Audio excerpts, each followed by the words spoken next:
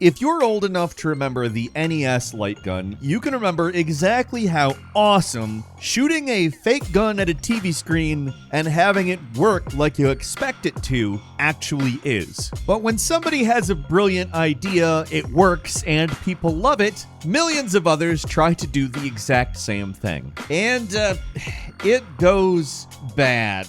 Hi folks, it's Falcon, and today on gameranx, the 15 worst video game accessories that are totally useless. Starting off with number 15, hey, you ever think you need a protective cover for the Switch dock? The answer's no. Like, you don't have to even think about it. Nobody would ever want this. What else needs to be said, though? Obviously, getting a screen protector for your Switch, that's the right idea, right? Do that. It'll help protect your console on the go, but for some reason, some Japanese company called CyberGadget decided to take the idea and apply it to the Switch dock. You know, the thing that you set up on a shelf or a mantle or behind the TV even, and there just isn't any rational reason for a protective cover, a clear plastic sleeve that one slides over the Switch dock, you know, a sedentary hunk of gray plastic. I mean, there's maybe one or two really specific reasons this could possibly be helpful. One of the two of them being you invite Kareem Abdul-Jabbar over to your house, and for some reason, he loves swinging hammers around now. But even then, I would think that your Switch dock is kind of not the thing that you'd care about most in that situation, as though I need to provide some kind of rational thinking to the idea of having Kareem Abdul-Jabbar in your living room swinging a hammer around. Really, anybody who's huge. Doesn't have to be him. Yeah, this is completely useless. I'm happy that it made me think of that image, but really, did that make any material difference in anyone's life, particularly mine, the owner of the Switch dock in question? No. And number 14 is the Subsonic Pro 4 soccer controller. You can't talk about the worst accessories and peripherals without going off on at least one of these garbage tier weird controllers that exist for I don't even know what reason. Online is how people play multiplayer games for the most part now. So the demand for cheap controllers to have around when your friends need controllers to play with you it's gone, the demand's gone way down. Sadly, but we won't get into that discussion. Instead, let's talk about the fact that there still are people that are making some of the ugliest, most worthless controllers of all time, regardless of price point. Case in point, look at this. Ostensibly, this is meant to be a PlayStation 4 controller. Apparently, you can use it with an Xbox as well, as demonstrated by them printing both face button types right next to each other for whatever reason. Still has a touchpad, but you know what it doesn't have? A headphone jack, any kind of motion controls, stuff that was built into the PlayStation 4 controller and required for certain PlayStation 4 games. It's an all-around worthless piece of junk controller that can't even do everything the standard controller could. I'll say it's not the ugliest controller ever, but that's not really something to write home about, not being the ugliest thing ever made, but it's pretty pathetic. And number 13 is the Seabright Mobile VR headset. Remember back in 2015 when a lot of people were trying to jump onto the VR craze? There were a lot of crap that came out during this era, but I don't think I can remember anything quite like the Seabright Mobile VR headset. There are a lot of questionable applications of the idea of the VR out there when you're talking about cell phone compatible devices particularly, but let's just be frank, this is not a VR device. This is a headset you can attach your phone to, which uses a mirror to display the screen. It's not a VR headset, it is an R-zone. That's all it's doing. It doesn't even contain your eyes properly either. Does it even matter though? I'm not sure. It's just a dumb and cheap piece of plastic with a mirror on it. Looks dumb to wear. If you wonder why some people like myself were skeptical of VR stuff when it was getting popular over the last few years, this is why. These were the types of products that we were expecting to see tons of. And for a while we did. That said, I don't even know proof positive this thing ever came out, but it just looks so stupid and enough people know about it. I figured it's worth talking about here. And number 12 is the Family Party Mega Accessory Bundle. The amount of cheap plastic that was produced for the Nintendo Wii was unbelievable. Like, it was a feeding frenzy. Store shelves were just clogged from floor to ceiling with piles of this. and it was almost all completely worthless. The Switch generally has better accessories, but that being said, there are still a few less than scrupulous companies trying to sell a bunch of stuff that doesn't improve the game at all. Out of all the plastic crap I've seen for the Switch, I can't get over how worthless the Family Part Mega Accessory Bundle is. Firstly, how is that the name of something? Secondly, look at this. Joy-Con holders, rackets, golf clubs, some, and I use this term loosely, swords. Like, there's a whole lot of it, and not for a lot of money, so that means it's probably made of the cheapest plastic you can possibly imagine. And none of it actually does anything. All you can do with them is strap Joy-Cons into them, and if a game requires you to press a button, they actually make it harder to play the game. They're actually worse than useless. And other than as a novelty gift a clueless grandma might give,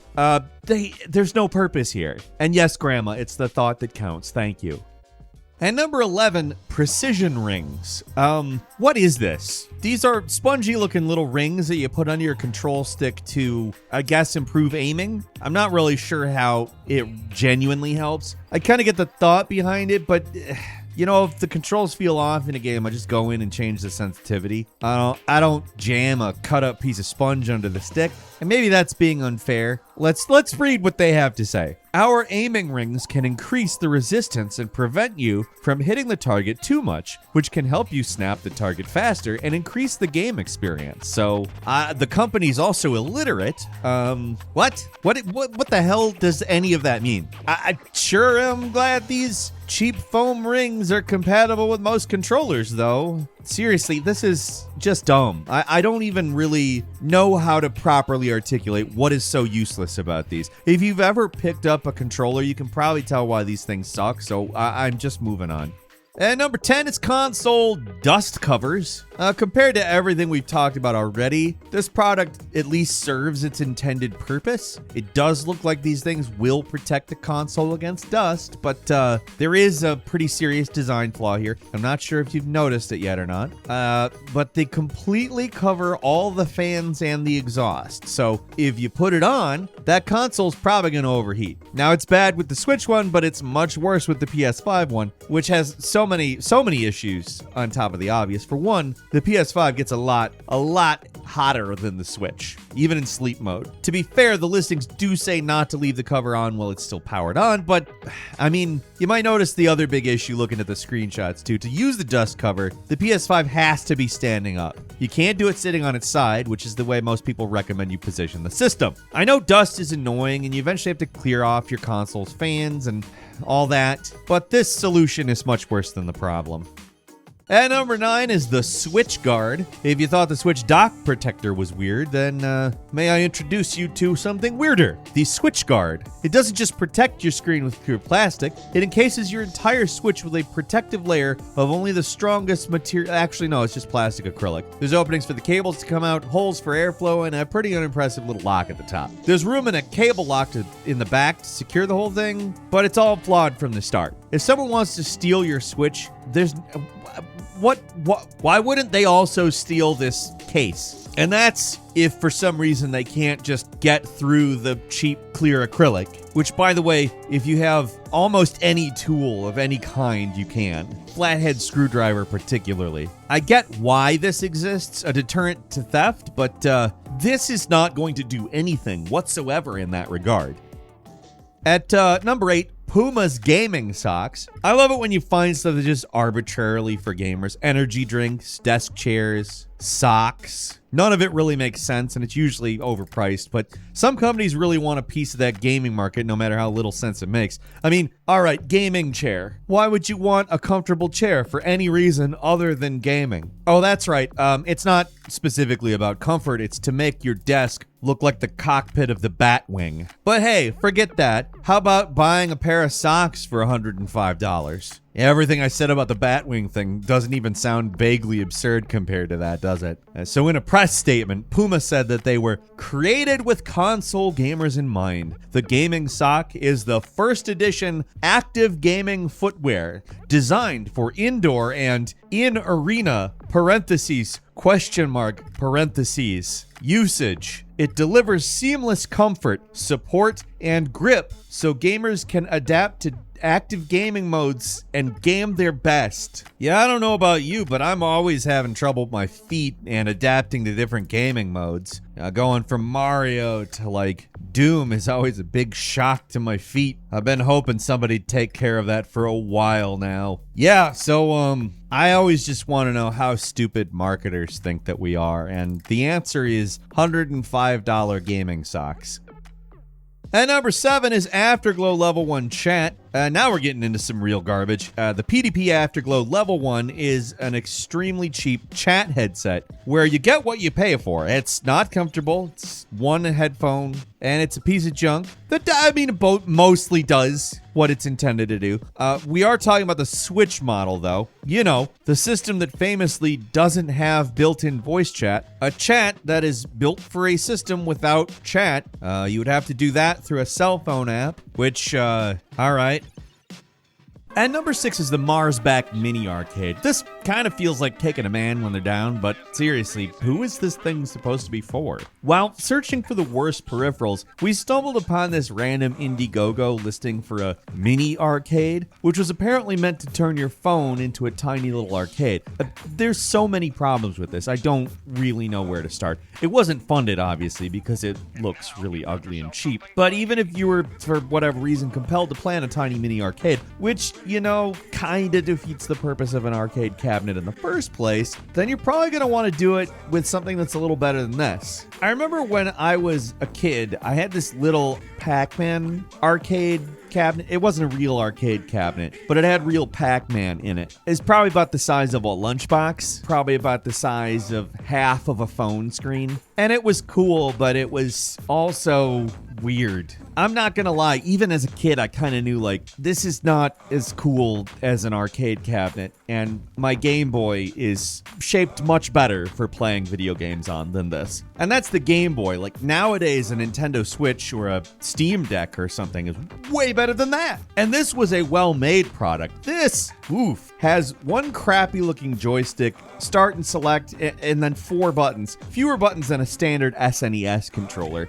Maybe there's more on the back, but I don't see any indication of additional buttons on this now defunct Indiegogo page. They do show Street Fighter 2 in one of the screenshots. You know, a game that pretty much pioneered the 6-button control scheme's popularity. Yeah, didn't think this one through. And number 5 is Joy Guardians. Joystick drift is a serious problem, but if you're looking for a solution, these Joy Guardians are not it. They're little clamps meant to be put around analog sticks to force them to stay in an upright position. That's it. That's all they do. They just lock down the stick. I mean, that'd be helpful for alleviating stick drift, but the problem is that most stick drift comes from the player manipulating the stick. While you're playing games. A lot of the drift comes from dust buildup inside the controller, not from controllers getting pushed around a little bit when they're being transported. The Joy Guardians do not protect against dust, though, so while they more or less, I suppose, work as advertised, the thing is, they're not that helpful, especially for $16. I mean, this is not a good use of $16. And number 4 is the Steam Deck joint holder. Yeah. So let's say you're smoking a fat spliff while playing your Steam Deck, but then your loser roommate comes in and spills the bong water. What are you supposed to do? I don't know why I turned into Jerry Seinfeld there. He does not even vaguely related to weed. What's the deal with marijuana? I don't know, this is a dumb accessory. It's a piece of plastic you snap onto your Steam Deck that's not meant to hold just one, but 2 joints. I'm pretty skeptical about the effectiveness of these little holders. Not that I'm necessarily partaking in the jazz cigarettes, but I also am aware of what it is like to hold a handheld video game console. Unless there's some like adhesive that I'm unaware of, it seems like these things are just gonna drop a fire hazard into your lap while you're getting into the game and moving your hands. I don't really want to go from Smash Brothers to smashing my brother down there, if you know what I mean, trying to stop it from catching fire. And yeah, I am aware that Smash Brothers is not on the Steam Deck, it's Nintendo Wii, but whether you liked that joke or not, you knew it had to be made. I mean, that was a requirement. And number 3, PS5 cooling system. Yeah, cooling issues are a serious topic of discussion for next generation consoles. That's true. That's not a fake thing. Nobody made that up. And there are aftermarket components released that are meant to improve the airflow for the PS5 and Xbox Series. I can't speak for the validity of these products. I don't know how effective most of them are in one way or another, but there's at least one that I can safely say isn't just a bad cooling fan, it's potentially bad for the console, period. Gotta give credit to gameranx for this one. They took the time to actually test it and explain in great detail why the fans are so bad for the console. To make a long story short, the fans built into the base of the cooling system don't help cool the system, and in fact, actually often blow air in the wrong way, which doesn't just negatively affect cooling, it makes the system's performance worse. Like, it actively makes your console work less good. Some of these devices, which can be pretty expensive, might I add, at best do nothing to improve the performance of a console, but this one will actually heat it up. And while that is good in NBA Jam, which is itself a console game, yes, it is not good inside of a console.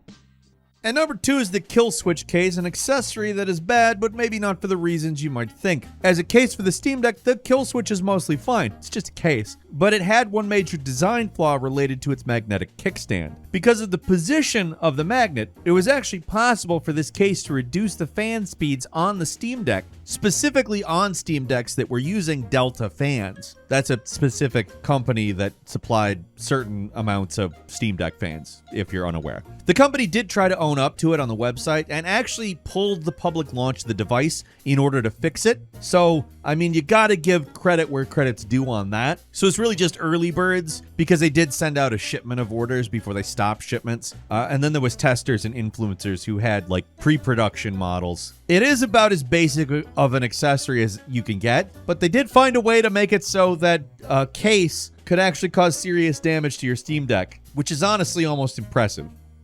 And number 1 is the Nyko Switch Dock. Out of all the accessories listed so far, I've mentioned a few that were actively harmful to your system, but none as bad as this one. Nyko released this thing back in 2018. It's an alternative to the official Switch Dock. It all seemed to be fairly well received until people started reporting that the Nyko dock was doing permanent damage to their consoles. The main issue was that the dock was somehow killing the USB-C port on their console, making it so the Switch wouldn't charge, which basically all but bricked them. So even if the user switched back to the standard dock, the Switch just wouldn't work. It doesn't get a lot worse than that. An accessory that could potentially brick your console.